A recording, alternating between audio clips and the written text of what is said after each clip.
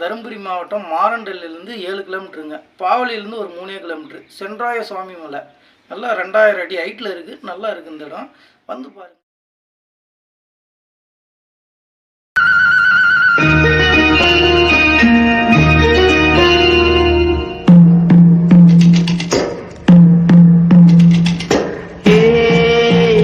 இந்த பூங்காத்து தாலாட்ட சின்ன போட நீராட்ட ராகம் இழுக்கும் காத்து ஒரு தாளம் பிடிக்கும் சேர்த்து ரசிச்சு பாடுது பார்த்து இந்த பூங்காத்து தாலாட்ட சின்ன போட நீராட்ட